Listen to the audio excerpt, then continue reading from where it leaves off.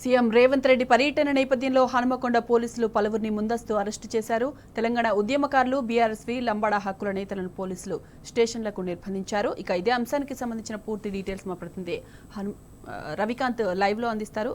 రవికాంత్, చెప్పండి.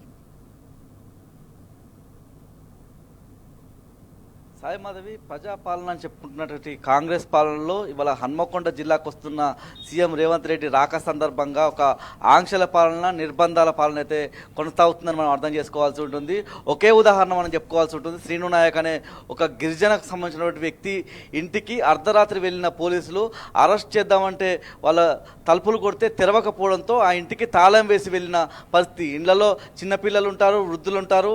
వాళ్ళకి ఏమైనా అనారోగ్య సమస్యలు ఏమైనా ఉంటే బయటికి రావాల్సి ఉంటుంది, మెడికల్ షాప్లోకి వెళ్ళాల్సిన అవసరం ఉంటుంది. ఏమైనా ఎమర్జెన్సీ తలెత్తితే వాళ్ళు ఎక్కడికి బయటికి వెళ్ళాలన్నటువంటి ప్రశ్న తలెత్తా ఉన్న పరిస్థితి మనం చూస్తూ ఉన్నాం. ఇంటికి వచ్చి పోలీసులు తాళం వేయాల్సినంత అవసరం ఏమి వచ్చిందన్నటువంటి ప్రశ్న ఇటు గిరిజన సంఘాలే కావచ్చు, తెలంగాణ వాదుల నుంచి ఎదురవుతుంది. ముఖ్యంగా ఇవాళ కాళోజీ కళాక్షేత్రం ప్రారంభోత్సవానికి వస్తున్న సీఎం రేవంత్ రెడ్డి రాకని వల్ల తెలంగాణ వాదులంతా వ్యతిరేకిస్తున్న పరిస్థితి అయితే స్పష్టంగా మనం చూస్తూ ఉన్నాము.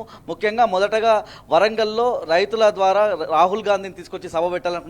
అది ఫ్లాప్ అయిన సందర్భం చూసాము. ఇవాళ మహిళలతో సభ పెట్టాలని భావిస్తూ ఉన్న పరిస్థితి. మనతో పాటు నాగూర్ల వెంకన్న గారు ఉన్నారు, రైతు విమోచన కమిషన్ మాజీ చైర్మన్గా ఉన్న పరిస్థితి. సార్, ఇవాళ రేవంత్ రెడ్డి రాకని ఎట్లా చూడాల్సి ఉంటుంది? కాళోజీ కళాక్షేత్రానికి సంబంధించి వస్తూ ఉన్న క్రమంలో ముందస్తు అరెస్టులను ఎట్లా చూస్తారు?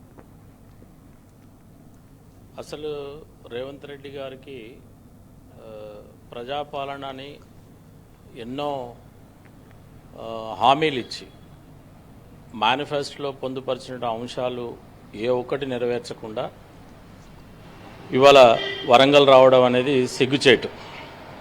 అందులో ప్రజలకు ఏమైతే హామీలు ఇచ్చారో ఆ హామీలు నెరవేర్చినప్పుడు ఈ అరెస్టులు చేయాల్సినటువంటి అవసరం లేదు. ప్రజలు ఎక్కడ నిలదీస్తారో, ప్రజలను మరి ప్రజల కోసం, ప్రజా సమస్యల కోసం పాటుపడుతున్నటువంటి టీఆర్ఎస్ పార్టీ నాయకులను కావచ్చు, విద్యార్థి నాయకులను కావచ్చు, వీళ్ళందరూ కూడా మరి కలిసి మరి పోరాటం చేస్తున్న సందర్భంలో వీళ్ళందరినీ అరెస్ట్ చేయడం అనేది అనైతికం. నిజంగా ఇది తీవ్రంగా టీఆర్ఎస్ పార్టీ తరఫున ఖండిస్తూ ఉన్నాం. ఇది ప్రజాపాలన కాదు, ఇది ప్రజా వ్యతిరేకమైనటువంటి నిర్ణయాల పట్ల రేవంత్ రెడ్డి వ్యవహరిస్తున్న తీరుగా మేము భావిస్తూ ఉన్నాం. అందువల్ల మీరు రైతు రుణ విమోచన కమిషన్ చైర్మన్గా కూడా పనిచేశారు. ముఖ్యంగా రైతు రుణమాఫీకి సంబంధించి ఏం చెప్తారు? ముఖ్యంగా వరంగల్ వేదికగా రైతులకు అనేక హామీలు గుప్పించిన పరిస్థితి రాహుల్ గాంధీని తీసుకొచ్చి, మొదటగా రాహుల్ గాంధీని తీసుకొచ్చి ఇక్కడ సభ పెట్టాలనుకున్నారు. ఆయన రానని చెప్పినట్టుగా కూడా మనకు సమాచారం ఉంది. పూర్తి స్థాయిలో వాళ్ళ మహిళలకు సంబంధించినటువంటి సభ పెడతా ఉన్నారు. వాళ్ళ రైతుల కోసం ఈ ప్రభుత్వం ఏం చేసింది, మహిళల కోసం ఏం చేసింది అంటే ఏం చెప్తారు? ఇలా కాంగ్రెస్ పార్టీ ప్రభుత్వం, అలాగే ముఖ్యమంత్రి రేవంత్ రెడ్డి గారు ఒక రైతులనే కాదు, ఇలా మహిళలను, అలాగే యువకులను, విద్యార్థులను అందరినీ కూడా మోసం చేస్తున్నటువంటి పార్టీ ఏదైతే ఉందంటే అది కాంగ్రెస్ పార్టీ ప్రభుత్వం. ఇలా 420 హామీలతోటి ఇలా అన్ని వర్గాలను మోసం చేసినటువంటి పార్టీ అది కాంగ్రెస్ పార్టీ. అది రేవంత్ రెడ్డి యొక్క పాలన అనే విషయాన్ని ఈ సందర్భంగా ప్రజలకు తెలియజేస్తూ ఉన్నాను. నిజంగా రైతుల విషయానికి వస్తే ఇది రైతాంగాన్ని మొత్తం నిట్ట నిలువనటువంటి ముంచినటువంటి రేవంత్ రెడ్డి గారికి ఈ సభకు మరి మహిళలకి ఉద్దేశించి ఈరోజు మాట్లాడుతూ ఉన్నారు. ఇలా రైతుల విషయానికి వస్తే రుణమాఫీ చేస్తామన్నారు, రుణమాఫీ చేయలేదు. అలాగే రైతు మనము కేసీఆర్ నాయకత్వంలో రైతు బంధు అన్నాం, వీళ్ళు రైతు భరోసా అని వారి యొక్క మేనిఫెస్టోలో పెట్టడం జరిగింది. ఇప్పటి వరకు 2 సీజన్స్ కంప్లీట్ అయినప్పటికీ కూడా మరి తెలంగాణ రైతాంగానికి రైతు భరోసా ఇవ్వకుండా, రైతు బీమా ఇవ్వకుండా, అలాగే అకాల వర్షాల వల్ల మరి నష్టపోయిన రైతాంగానికి నష్టపరిహారం కూడా ఇవ్వకుండా ఇలా తెలంగాణ రైతాంగాన్ని మోసం చేస్తూ ఉంది. ఇంకో విషయం, మరి సన్న వడ్లకు మరి 500 రూపాయల బోనస్ ఇస్తూ ఉన్నారు. ఇవాళ బ్రహ్మాండంగా మరి కేసీఆర్ యొక్క నాయకత్వంలో కాళేశ్వరం ప్రాజెక్టు ద్వారా మరి 1,00,000 ఎకరాలకు సాగునీరు అందించినటువంటి ఘనత కేసీఆర్ గారిది. ఇలా భారతదేశంలో హైయెస్ట్ మరి ప్యాడీ పండిస్తున్నటువంటి రాష్ట్రం తెలంగాణ రాష్ట్రం. అది కేసీఆర్ వల్ల సాధ్యమైంది. కానీ కాంగ్రెస్ పార్టీ వాళ్ళు ఇలా మన రాష్ట్రంలో నంబర్ 1గా మరి ధాన్యాన్ని పండిస్తామని ప్రగల్భాలు పలుకుతూ ఉన్నారు. ఇలాంటి మోసపూరితమైన మాటలు మరి ప్రజలు, రైతులు నమ్మొద్దని మరి బోనస్ విషయంలో కూడా ఇప్పటి వరకు ఒక్క రైతు కూడా అందజేసిన అటువంటి దాఖలాలు లేవు. అలాగే మరి రుణమాఫీ విషయంలో కూడా దాదాపు 40 to 50% కూడా కంప్లీట్ చేయనటువంటి మరి రేవంత్ రెడ్డికి ఈరోజు మరి ఎక్కడ కూడా మరి దేవుళ్ళ పేరుతోటి మరి ప్రామిసులు చేసి ఇలా రైతాంగాన్ని మోసం చేసినటువంటి ఘనత మరి రేవంత్ రెడ్డి గారికి దక్కిందనే విషయాన్ని కూడా మరి ప్రజలకు తెలియజేస్తూ ఉన్నాం. ప్రజలు కూడా ఎక్కడ నిలదీయాల్సిన రైతులు మరి మహిళలు అందరూ కూడా విద్యార్థులు యువకులు అందరూ కూడా నిలదీయాల్సినటువంటి బాధ్యత ప్రజలపైన ఉందని మీ ద్వారా మరి ప్రజలకు తెలియజేస్తూ ఉన్నాను. తప్పకుండా ఇలా రైతులు ఇలా కల్లాల మీద మరి రైతులు వరి కోతలు కోసి మరి ఎదురు చూస్తూ ఉన్నారు. ఎక్కడికి ఏ మిల్లుకి వెళ్ళాలో కూడా రైతాంగాన్ని కన్ఫ్యూజ్లో ఉన్నారు. రైతుల విషయంలో మరి అధికారులు కూడా మరి పట్టించుకోవడం లేదు.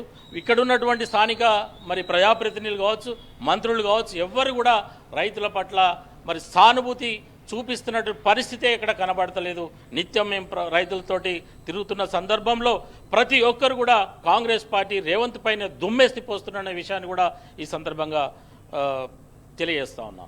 రైతులు పచ్చి ఓట్లు అమ్ముకుంటున్నారు. అంటే పచ్చి ఓట్లను తూకం వేస్తే ఇంత తక్కువ వస్తుందని దళారులు మోసం చేసే ప్రయత్నం వాళ్ళు ఆంధ్రప్రదేశ్ లాంటి రాష్ట్రం కావచ్చు ఇతర రాష్ట్రాలకు తరలించుకుపోయే ప్రయత్నం చేస్తున్నారు. మరోవైపు ప్రభుత్వం ఏమో దేశంలోనే ఎక్కడ పంట పండింది అంత ధాన్యం ఉత్పత్తి తెలంగాణ రాష్ట్రం చేస్తూ ఉందని చెప్తున్నారు. మరోవైపు సన్న బియ్యం కూడా పేద ప్రజలకు రేషన్ కార్డు ద్వారా ఇస్తామని చెప్తా ఉన్నారు. అంటే ఈ పంటనంతా కూడా దళారులు తీసుకువెళ్ళిన తర్వాత ప్రభుత్వం దగ్గర ధాన్యం ఉండే పరిస్థితి ఉంటుందా? దాన్ని బియ్యంగా చేసి రేషన్ కార్డు ద్వారా పేద ప్రజలకు అందించే అవకాశం ఉంటుందా అంటే ఏం చెప్తారు? నిజంగా మీరు మంచి క్వశ్చన్ అడిగారు. మరి రైతుల నుంచి ధాన్యం సేకరించండి, రేపు ప్రజలకి మరి నిత్యావసరాల సరుకులు మరి సన్న బియ్యం ఎలా ఇస్తారు అనేది కూడా ప్రజలకు మరి ఇక్కడ ఉన్నటువంటి మరి పరిపాలకులు చెప్పాల్సినటువంటి బాధ్యత ఉంది. నిజంగా కూడా ఈరోజు ధాన్యం రైతుల నుంచి సేకరించినప్పుడే మరి గోదాములలో నిల్వ చేసుకున్నప్పుడే మరి ప్రజలకి మరి సన్న బియ్యం ఇచ్చేటువంటి అవకాశం ఉంటుంది. కనుక మరి ఇప్పటికైనా ప్రభుత్వం కళ్ళు తెరిచి మరి రైతుల నుంచి ధాన్యాన్ని సేకరించి మరి ప్రజలకు అందించే ప్రయత్నం చేయాలని మేము బీఆర్ఎస్ పార్టీ తరఫున డిమాండ్ చేస్తూ ఉన్నాం. ఇవాళ రైతాంగం అంతా కూడా నిజంగా కూడా మరి దళారుల చేత మోసపోయే పరిస్థితి ఉంది. ఈ మోసానం అరికట్టాలంటే ప్రభుత్వం చేతిలో ఉంది.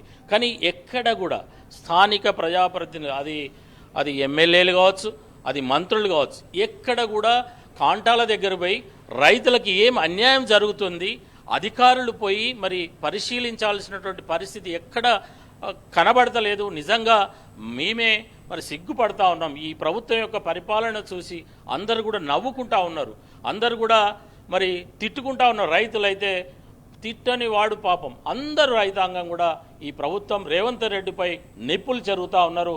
వీళ్ళు ప్రజల్లోకి వెళ్తే నిజంగా వీళ్ళు మీటింగులు పెట్టి రైతాంగాన్ని అడిగితే వాళ్ళ కష్టాలు వాళ్ళ బాధలు ఏందో మరి అర్థమవుతుంది.